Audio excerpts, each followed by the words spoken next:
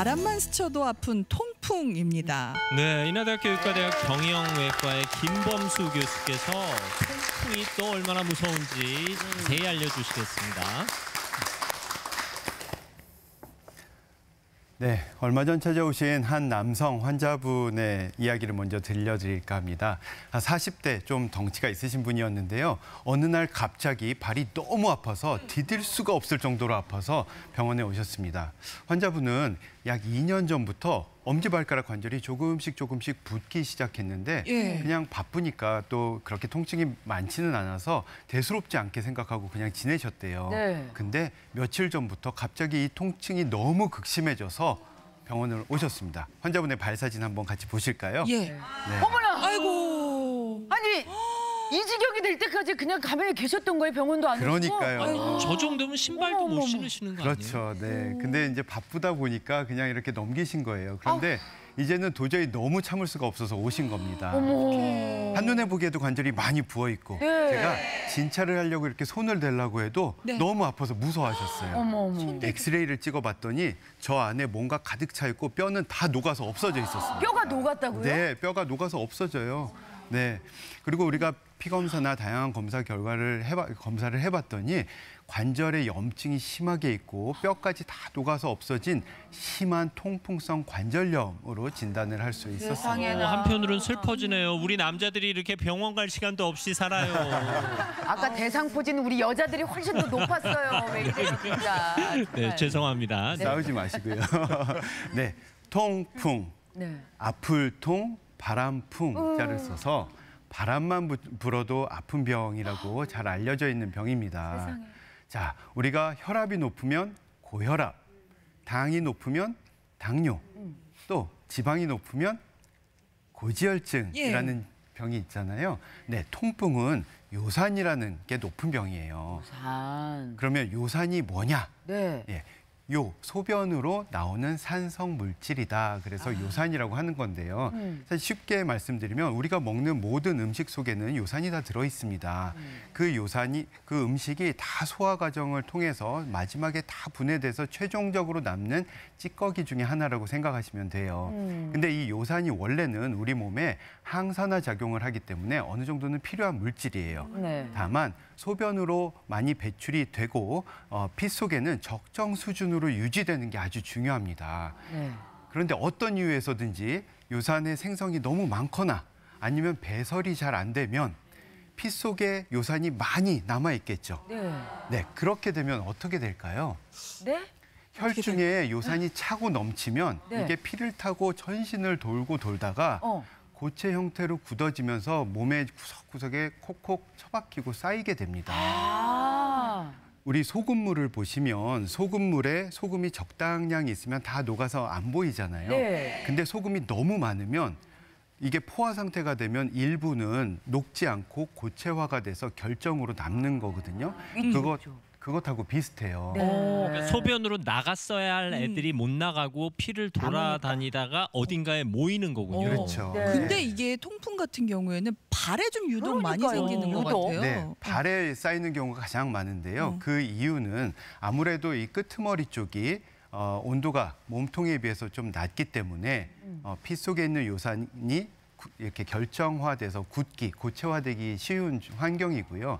또 중력의 영향으로 내려갔던 피가 잘 올라오지 못하기 때문에 요산이 끄트머리 쪽에 이렇게 쌓이는 경우도 있고 또 말초 쪽에는 혈류 속도가 낮기 때문에 더 침착하기 좋은 환경이 됩니다. 요산들이 발가락을 좋아할 뿐이지 꼭 발가락에만 생기는 건 아닌가요? 그렇죠. 그럼? 발가락, 발등, 발목, 무릎 또 위로 올라와서 팔꿈치나 손, 마디마디, 뭐 귓바퀴 이런 데 다 쌓일 수 있습니다. 네. 근데 이 사진 이거 뭐예요? 저게 뭐예요? 이거 뭐예요? 진짜 이거 설마. 아니 뭐 휴지 뭉쳐놓은 것 같기도 하고. 네, 우리가 자꾸 요산 하는데 이게 잘 안 와닿으실까 봐 제가 수술하면서 요산 사진을 찍어온 거를 좀 보여드리려고 가져왔습니다. 저거 사람 몸에서 나온 거예요? 아까 보여드렸던 그 엄지발가락 부은 환자.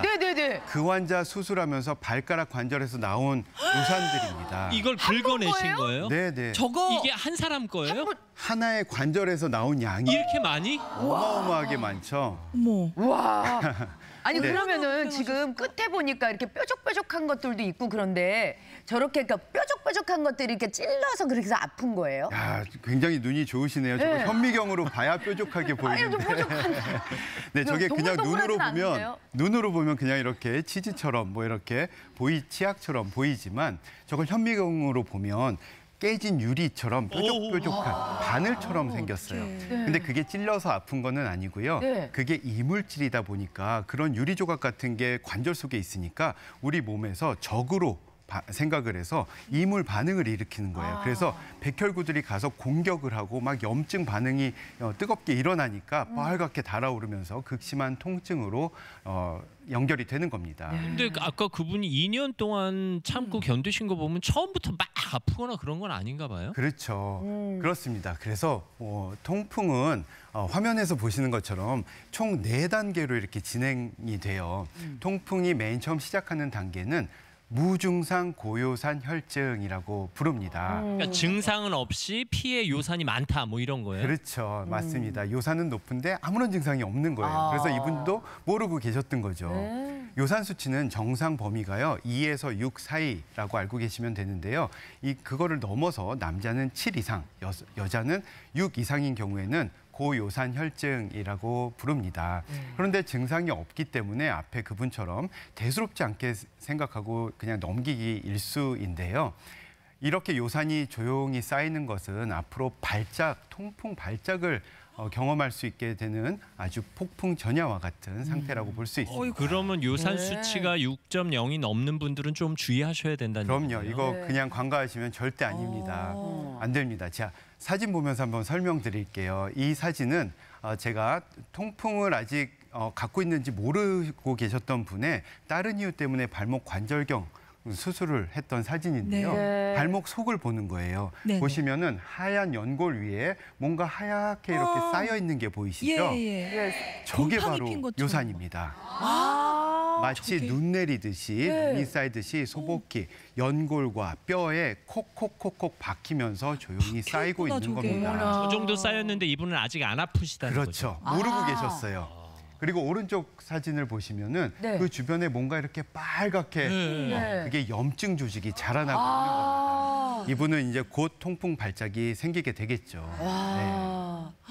아니 근데 이게 계속 이렇게 아파요? 아니면은 그냥 사람이 아까 2년 되셨다고 했잖아요. 네네네. 2년이 되셨으면은 많이 아프셨을 텐데 병원에 오실 생각을 안 하고 나중에는 오셨단 말이에요. 그러면은 뭐 혹시 중간에 좀 덜 아파졌다가 다시 아팠다가 덜 아팠다 막 이렇게 되나요? 아니 아까 단계가 있다고 하셨으니까. 원래는 그런데요. 네. 이분은 아직 통풍 발작까지 가지는 예. 않은 거예요. 무증상 단계, 네, 폭풍 무증상 전이. 단계로 조용히 쌓인 거예요. 저게 요산이 쌓인다 그래서 다 아픈 게 아니에요. 그럼 그 다음 이게 단계는 어떻게 돼요? 염증 반응이 폭발을 해야 이제 아프기 시작하는 거예요. 네네네. 그래서 이분은 무증상 단계였던 거고 그때 잘 관리를 하면 괜찮은데 관리를 잘하지 못하면 드디어 이제 급성 통풍성 관절염 단계로 넘어가게 됩니다.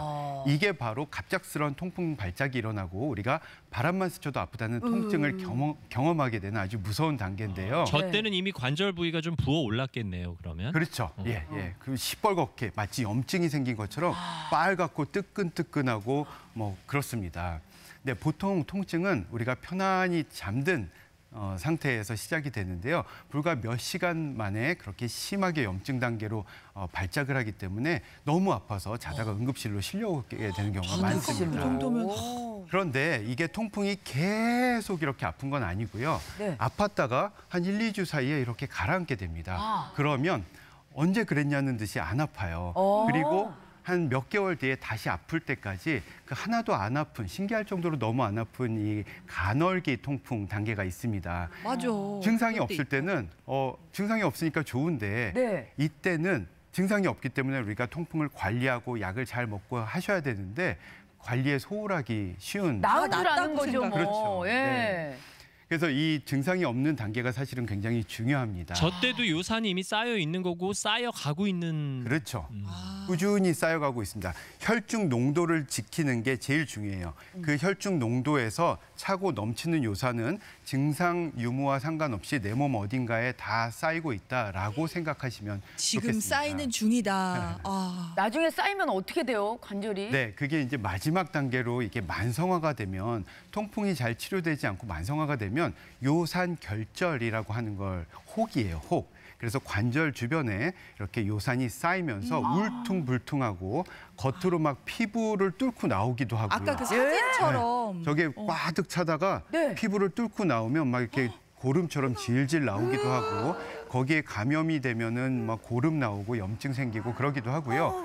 또 속으로는 막 뼈를 녹이고 관절을 녹이면서 관절을 다 파괴시켜요. 그래서 관절이 뻣뻣해져서 움직이지 못하는 강직, 그다음에 틀어지는 변형 이런 것들이 생기게 됩니다. 아우, 교수님 너무 지금 무섭다. 일부러 저희 겁주시려고 그러는 거 아니죠?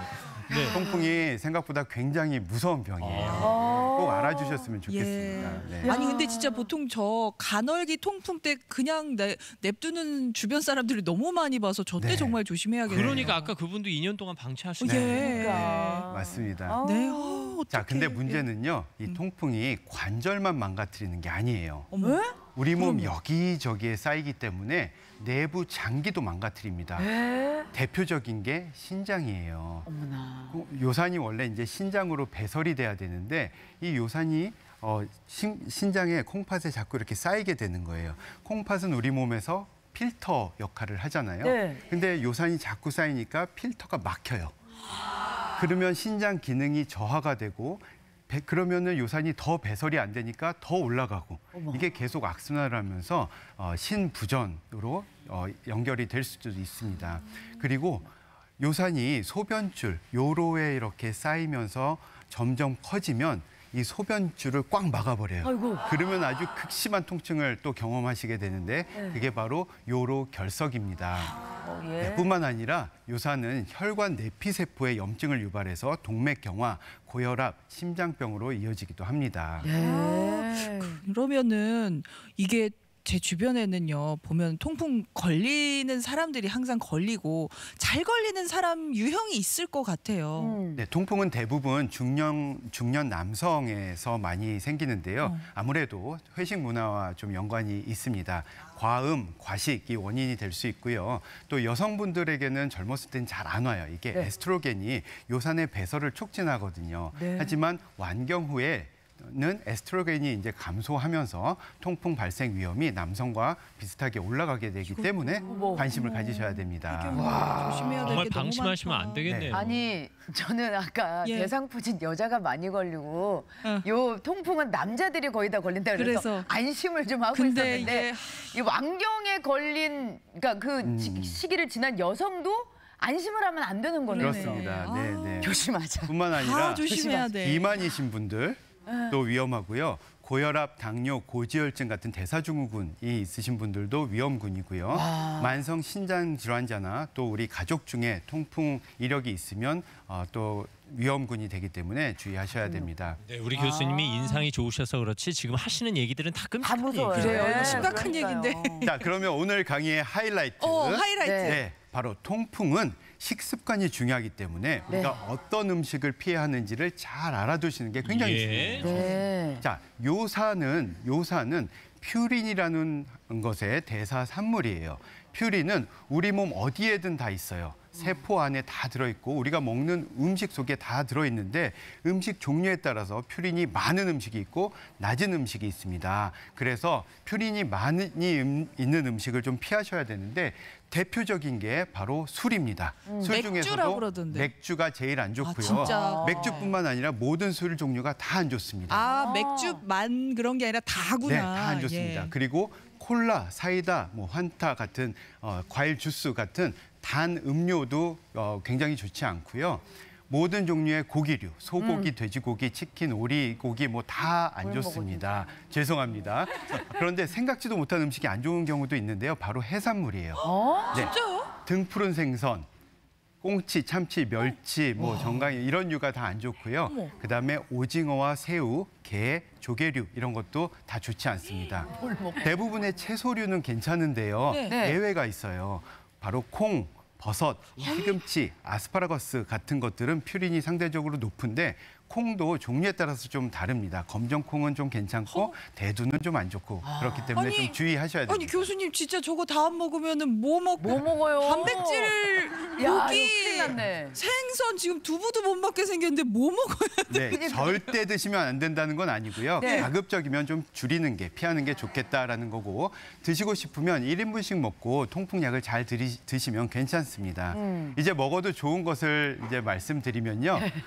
대부분의 채소류, 그다음에 우유, 유제품, 뭐 저지방 유제품 이런 것들은 드셔도 좋습니다. 오히려 흰쌀밥이 좋네요. 네, 우리가 이 곡물에는요, 이 씨앗 퓨린 성분이 씨앗의 그 쌀겨 겉에 겨에 있기 때문에 이걸 도정하고 난 흰쌀밥을 드시는 게 통풍 환자에게는 더 통풍 좋습니다. 환자에겐 또 다르구나. 네. 그 쌀밥에 치즈 넣고 샐러드만 먹어야 된다는 아니 근데 이거 헷갈려요. 지금 뭐 헷갈리죠? 먹지 말아야 되는 거. 그래서 제가 준비를 했습니다. 보니까 솔직히 뭐 먹어야 될 것보다 먹지 말아야 될 것만 주의하면 될 거 아니에요. 그래서 외우기 쉽게 김범수 교수님께서 노래로 만들어 주셨는데 독도 눈우리 땅 거기에 가사를 붙였는데 제가 이제 시작을 할 테니까 혼자 부르면 민망하니까 같이 좀 불러주세요. 네, 가겠습니다. 반주가 없어요. 네, 맥주, 와인, 막걸리, 고기, 치킨, 내장류, 과자, 콜라, 단아빠 그런 걸 먹어. 그 누가 아무리 먹고 놀자 꼬셔도 통풍 때문에 안 돼요. 등푸른 생선, 오징어, 새우, 꽃게, 조개류, 콩, 버섯, 시금치 속지 마세요. 그 누가 아무리 먹고 놀자 꼬셔도 운동해서 살 뺄 거야. 뺄 거야. 네. 괜찮았나요? 감사합니다. 네. 진짜 노래로 정리를 잘 해주셨는데 진짜 통풍 걸리면 회식에는 참가를 안 해야 안 해야 되겠네요. 되겠어요. 그게 제일 먹을 게 좋긴 없어. 합니다. 공깃밥만 네. 먹다 와야 되잖아요. 흰쌀밥에 우유 주세요. 네, 그럼 오늘 강연 마무리를 하겠습니다. 통풍은 증상이 있을 때만 치료하면 되는 병이 절대 아닙니다. 네. 꼭 기억해 주시고요. 증상이 없어도 요사는 조용히 우리 몸 구석구석에 쌓이면서 몸을 망가뜨린다라는 거 꼭 기억해 주시기 바랍니다. 네. 혈압, 당뇨처럼 꾸준히 평생토록 관리해야 되는 질환입니다. 그런데 좋은 거는 신경 써서 잘 관리를 하면 또 관리가 잘 되는 병이에요. 그래서 너무 무서워하실 필요는 없습니다. 자, 생활 습관 개선과 적절한 치료로 시원하게 부는 바람을 더 이상 무서워하지 말고 통증 없이 평생토록 건강하게 지내시기 바랍니다.